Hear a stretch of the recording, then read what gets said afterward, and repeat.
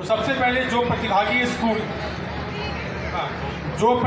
School इस agro Bihar 2024 को सुशोभित किए हैं, यहाँ उपस्थित होकर उनके नाम हैं modern high school Hariharpur Patna, Lokeshwari महिला उच्च विद्यालय पटना। आप लोग सभी अपने स्कूल के पार्टिसिपेशन के लिए ताली बजा सकते हैं।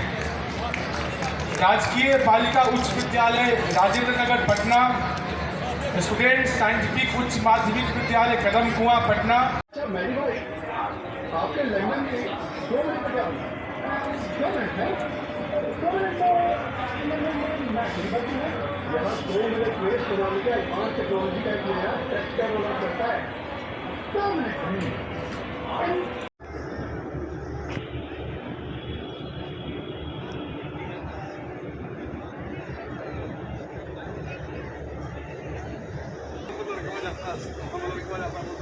अब ये सब का छत कर देंगे आप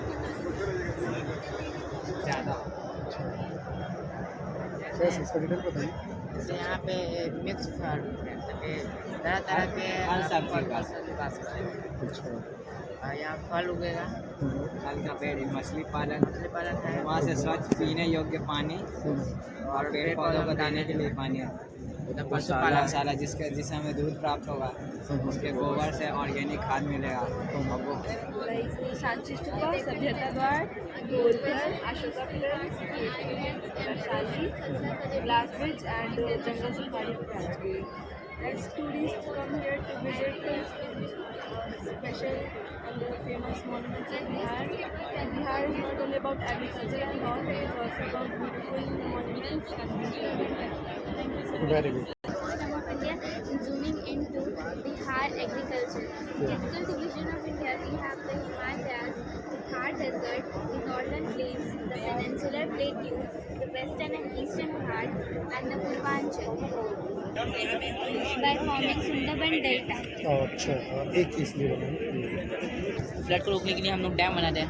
कभी कभी क्या होता है, डैम टूट जाता है या ओवरफ्लो, तो उस केस में हम लोग फ्लड बैरियर बनाएंगे। जो फ्लड बैरियर जो डैम को पानी को रोकेगा। और जब ये भी भरने वाला हुआ तो इससे एक कैनाल निकाल के हम लोग वाटर रिजर्व बनाए, पानी भेज देंगे, जिससे पानी स्टोर कर ले, जिससे इसका यूज यूज़ खेती में ऐसे भी हो जाएगा, नहीं तो जब भी मन करे तब कभी भी कर सकते हैं। और ड्रिप इरीगेशन का यूज़ करेंगे। ड्रिप इरीगेशन जितना पानी चाहिए उतना ही प्लांट पे जाएगा।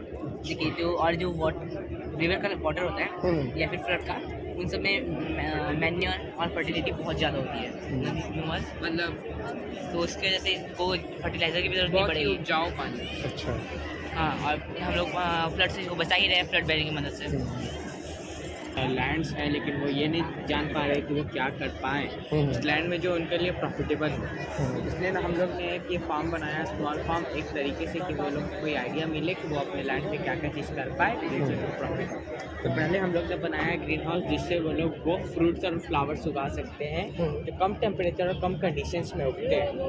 उसका दूसरा हम लोग ने बनाया है जो फॉरेस्ट, जिसमें वो लोग मैंगो ट्री, लीची ट्री, टिम्बर, ये सब ट्रीज़ को उगा सकें, ग्रो कर सकें, जिससे वो लोग उसके फ्रूट्स को भी सेल कर पाएँ और उसके जो वुड्स निकलेंगे वुड से भी वो लोग मनी कमा सकते हैं, उन लोग को प्रॉफिट हो।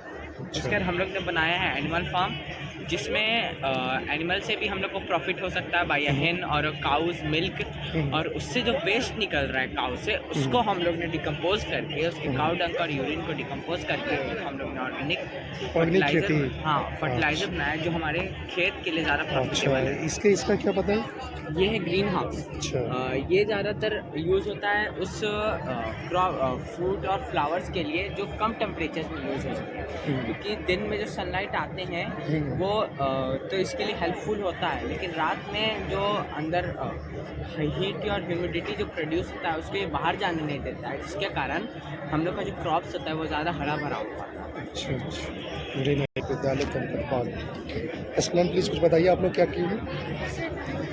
क्रॉप रोटेशन, ड्रिप इरिगेशन और क्रॉप रोटेशन भी इसलिए गया है क्योंकि मिट्टी की अपनी उर्वरा शक्ति बनाए रखे, जिससे उत्पादन बढ़िया भी हो और ज़्यादा मात्रा में भी हो। जिसके लिए हमें सबसे पहले खेत में बीज लगाना चाहिए। अगर बीज लगाए हैं तो उसको कुछ देर के लिए फैलो लैंड में छोड़ देना चाहिए, ताकि रेस्ट पोजीशन में रहे तो मिट्टी ऊर्जा बनी रहे उसकी, या फिर उसमें वेजिटेबल लगा देना चाहिए जो कम ऊर्जा के साथ अधिक उत्पादन करेगी। और साथ ही साथ ड्रिप इरिगेशन का मोटो मेरा इसलिए गया है क्योंकि ये सेव वाटर की तरफ भी जाता है, क्योंकि किसी भी प्लांट को जितना पानी का ज़रूरत होगा उतना ही पानी वो एब्जॉर्ब करेगा, ज़्यादा पानी नहीं। ड्रिप इरिगेशन में एक चीज़ और है कि पानी के साथ साथ उसके टैंकर में फर्टिलाइज़र मिक्स करते हैं, तो फर्टिलाइज़र भी सारे प्लांट्स को मिल जाते हैं। साथ ही साथ ग्रीन हाउस का मोटो मेरा ये गया है कि ऑफ सीज़न में वो सारी चीज़ मिले जो कि नॉर्मल वो अपने सीज़न में तो मिल रहे, साथ ही साथ ऑफ सीज़न में भी उस चीज़ को हम लोग मार्केट में प्रोवाइड करा सकें। साथ ही साथ मेरा ज़मीन को लेकर, जो कि अभी 15 से 16% भारत का ऐसा ज़मीन है जो कि फैलो लैंड है जिसको कृषि योग्य में बदला जा सकता है। तो उसके साथ तो उसको हम लोग ने फैलो लैंड को भुरभुरी मिट्टी करने के बाद उसकी अच्छे सिंचाई कर देने के बाद उसको एज अ फसल उगाने में हम लोग उसकी हेल्प कर सकते हैं। यानी वो जो मिट्टी है वो उपजाऊ हो सकती है। और साथ ही साथ हमारी जनसंख्या भी बढ़ रही है तो उत्पादन भी तो बढ़ाना है, तो एक कदम फसल की ओर तो जाना चाहिए। बिल्कुल। और साथ ही साथ एनिमल हस्बेंड्री भी जरूरी है, क्योंकि बहुत सारे ऐसे फसल है जो कि कुछ आदमी के काम, मनुष्यों के काम भी आ जाते हैं और कुछ जानवरों के काम भी आते हैं, तो इन सब के साथ। थैंक यू, बहुत अच्छे आपने एक्सप्लेन किया। फार्मिंग टेक्नोलॉजी है, इसे हम लोग इंटीग्रेटेड फार्मिंग कहते हैं। इसमें किसान एक पीस ऑफ लैंड पे एक खेती के अलावा और भी एक्टिविटीज़ करता है ताकि उसको इनकम मिल सके। क्योंकि देखिए, अगर वो खेती करता है, अगर उसने कोई भी क्रॉप लगाया, हर क्रॉप को बड़े होने में 3 से 6 महीने का टाइम लगता है, तो 3 से 6 महीने किसान के पास इनकम का क्या सोर्स रहेगा? उसका सब्सिस्टेंस के लिए तो कुछ चाहिए उसको, तो उसके लिए वो मुर्गी पालन कर सकता है, पशुपालन कर सकता है, मछली पालन कर सकता है। इन सब एक्टिविटीज़ से वो एक्स्ट्रा पैसा कमा सकता है पशु, और इसमें उसका कोई भी एक्स्ट्रा एक्सपेंडिचर नहीं होगा, बल्कि उसी के पास जो है उसका फुल यूज़ होगा। देखिए, खेतों से निकले हुए एग्रीकल्चर बाय प्रोडक्ट को अगर हम लोग पशुपालन में यूज़ करते हैं, पशुओं से खाते हैं, पशु का बाय प्रोडक्ट हम लोग ऑर्गेनिक खाद या फिर वर्मी कंपोजन बनाने में यूज़ करते हैं, जिससे ऑर्गेनिक हमारा खाद भी बन गया। और मुर्गी पालन में अंडे तो हम लोग बेच ही रहे हैं, और जो मुर्गियों का बाय प्रोडक्ट होता है उसे हम लोग यूज़ करते हैं मछली पालन में, क्योंकि वो फुल रीच ऑफ न्यूट्रिएंट होता है, तो उससे मछलियों का डेवलपमेंट बहुत अच्छा होता है। मछली पालन में जब मछलियाँ बड़ी हो जाती है, कुछ समय बाद जो उनका बाय प्रोडक्ट होता है उससे वो पानी बहुत ज़्यादा फर्टाइल बन जाता है, तो उस पानी को अगर हम लोग खेती में यूज़ करें तो हमारी खेती बहुत अच्छी होती है और हमारा मिट्टी बहुत ज़्यादा फर्टाइल होता है। तो इसलिए हमने एक चीज़